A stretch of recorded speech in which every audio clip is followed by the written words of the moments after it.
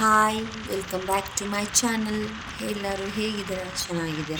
ಚೆನ್ನಾಗಿದ್ದೀರಾ ಅಂತ ಭಾವಿಸ್ತಾ ಈ ವಿಡಿಯೋನ ಮಾಡ್ತಾಯಿದ್ದೀನಿ. ತುಂಬ ದಿನಗಳ ಆದಮೇಲೆ ವಿಡಿಯೋ ಮಾಡ್ತಾಯಿದ್ದೀನಿ. ಇನ್ನು ಮುಂದೆ ಹೀಗೆ ವಿಡಿಯೋ ಮಾಡಬೇಕಂತ ಕಂಟಿನ್ಯೂ ಮಾಡ್ತೀನಿ.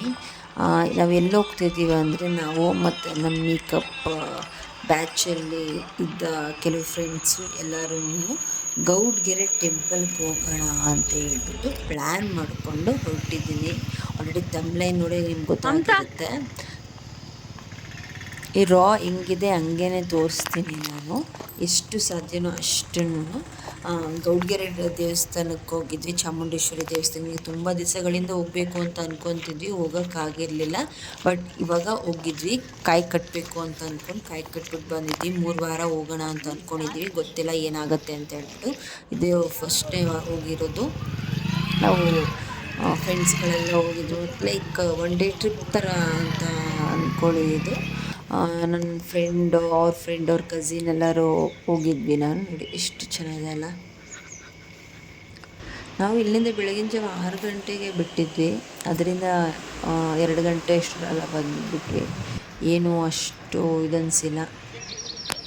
ಯಾರ್ಯಾರು ಇನ್ನೂ ಗೌಡ್ಗೆರೆ ದೇವಸ್ಥಾನಕ್ಕೆ ಹೋಗಿಲ್ವೋ ಹೋಗಿ ನೋಡಿ, ತುಂಬ ಚೆನ್ನಾಗಿದೆ ದೇವಸ್ಥಾನ. ನನಗಂತೂ ತುಂಬ ಖುಷಿ ಆಯಿತು.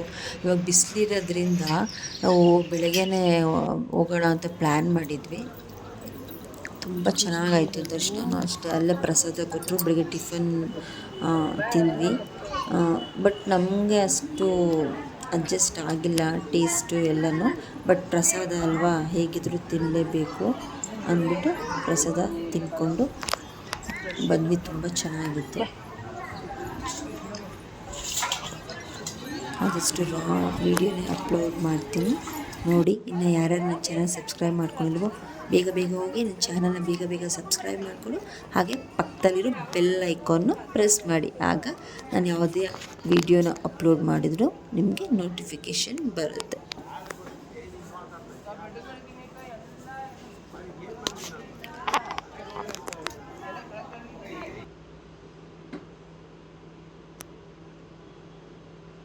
ಎಲ್ಲ ಫೋಟೋಸ್ ತಕ್ಕೊಂಡ್ವಿ ಅಲ್ಲಿ, ತುಂಬ ಚೆನ್ನಾಗಿತ್ತು.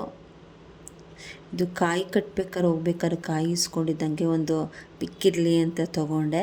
ಇದಾದಮೇಲೆ ಹಾಗೆ ಅಲ್ಲಿ ಬಸಪ್ಪನ ಹತ್ರ ದರ್ಶನ ಮಾಡೋಣ, ಆಶೀರ್ವಾದ ಪಡ್ಕೊಳ್ಳೋಣ ಅಂತ ಹೋಗಿದ್ವಿ.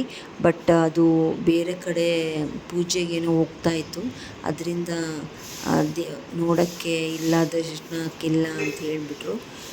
ಹಾಗೆಯೇ ನೋಡಿಕೊಂಡು ಪ್ರದಕ್ಷಿಣೆ ಹಾಕ್ಕೊಂಡು ಕೈ ಮುಕ್ಕೊಂಡು ನಮಸ್ಕಾರ ಮಾಡಿಕೊಂಡು ಬಂದ್ವಿ. ಬಸಪ್ಪನ ಹತ್ರ ಹೋಗ್ಬಿಟ್ಟು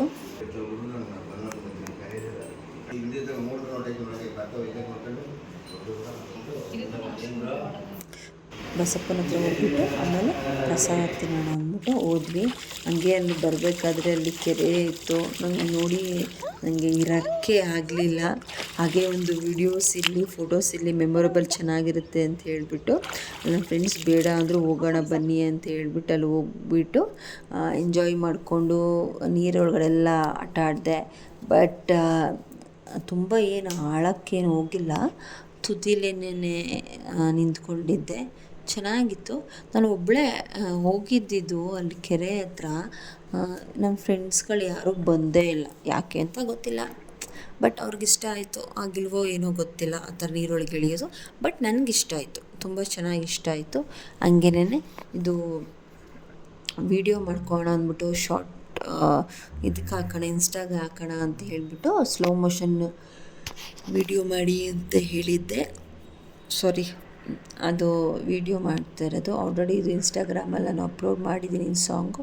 ಇನ್ನು ಯಾರ್ಯಾರು ನೋಡಿಲ್ಲ ಹೋಗಿ ನೋಡಿ. ನಿಸರ್ಗ ಗೌಡ 08 ಅಂತ ಹೋಗಿ ಅಲ್ಲಿ ಇನ್ಸ್ಟಾಗ್ರಾಮಲ್ಲಿ ಕೂಡ ಫಾಲೋ ಮಾಡಿ ನನ್ನ, ಆಯಿತಾ.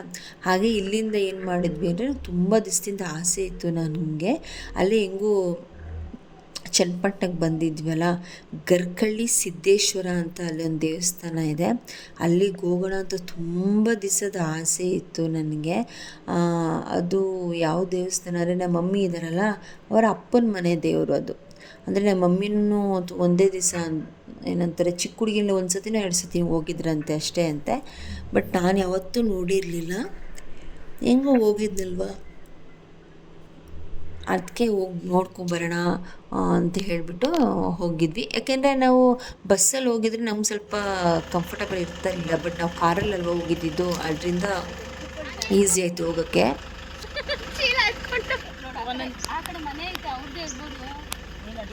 ಸಖತ್ತಾಗಿದೆ.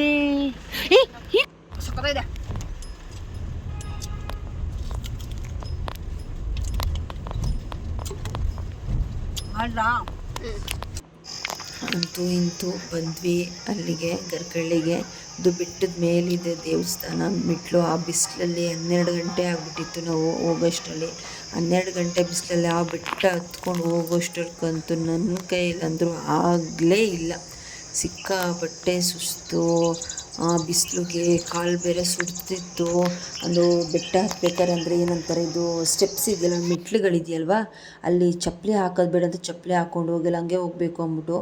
ಬಟ್ ಚೆನ್ನಾಗಿದೆ ದೇವಸ್ಥಾನ, ಚೆನ್ನಾಗಿಲ್ಲ ಅಂತ ಹೇಳ್ತೀರ, ತುಂಬ ಚೆನ್ನಾಗಿದೆ. ಗುಹೆ ಥರ ಇದೆ, ಗುಹೆ ಒಳಗಡೆ ಇದೆ ಸಿದ್ದೇಶ್ವರ ಸ್ವಾಮಿ ತಂದೆ. ಬಟ್ ಹತ್ಬೇಕಾದ್ರೆ ಸ್ವಲ್ಪ ಬಿಸಿಲು ಟೈಮಲ್ಲಿ ಆಗೋಲ್ಲ, ತಂಪು ಹೊತ್ತಲ್ಲಾದರೆ ಹತ್ಬೋದು, ಏನು ಅನಿಸಲ್ಲ. ಇದು ತುಂಬ ಚೆನ್ನಾಗಿದೆ, ಸುತ್ತಮುತ್ತ ಸೀನ್ರಿ ಎಲ್ಲನೂ ತುಂಬ ಚೆನ್ನಾಗಿದೆ. ಹಾಗೆ ಮಾವಿನಕಾಯಿ ಕೂಡ ಕಿತ್ಕೊಂಡ್ವಿ ನಾವು, ನೀವು ನೋಡಿರ್ಬೋದು. ಚೆನ್ನಾಗಿತ್ತು, ಒಂಥರ ಡೇ ಟ್ರಿಪ್ ಥರ. ಯಾವಾಗಲೂ ಎಲ್ಲೂ ಹೋಗ್ತಾ ಇರಲಿಲ್ಲ, ಮನೆ ಮಕ್ಕಳು ಅಂತ ಇದ್ದಿದ್ದು ನಮಗೆ. ಎಲ್ಲರೂ ಆಚೆ ಕಡೆ ಈ ಥರ ಹೋದರೆ ನಮಗೂ ಮೈಂಡ್ ಫ್ರೀ ಅನಿಸುತ್ತೆ ಅಂತ ಅಂದ್ಬಿಟ್ಟು ಹೋಗಿದ್ವಿ. ನೋಡಿ, ಇದನ್ನು ಗರ್ಕಳ್ಳಿ ಸಿದ್ದೇಶ್ವರ ಅಂತ ಹೇಳ್ತಾರೆ ದೇವ್ರನ್ನ ಹೆಸರು.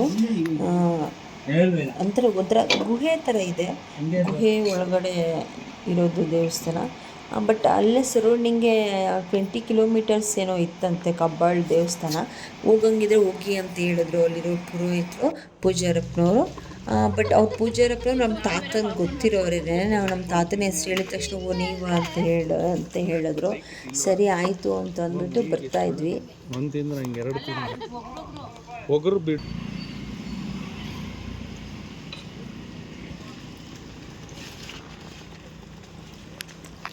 ಹಂಗೆ ಬರ್ಬೇಕಾದ್ರೆ ತಾಟಿನಿಂಗು ಇತ್ತು, ಅದು ತೊಗೊಂಡ್ವಿ. ನನಗಂತೂ ತುಂಬ ಸುಸ್ತಾಗ್ಬಿಟ್ಟಿತ್ತು, ಟಯರ್ಡ್ ಆಗಿಬಿಟ್ಟಿತ್ತು ಫೇಸು. ನೀವೇ ನೋಡ್ತಾ ಇರ್ಬೋದು. ಅಲ್ಲಿಂದ ಡೈರೆಕ್ಟ್ ಇನ್ನೆಲ್ಲೂ ಹೋಗಿಲ್ಲ, ಬೆಂಗಳೂರಿಗೆ ಬಂದುಬಿಟ್ವಿ ಅಷ್ಟೇ. Thank you for watching.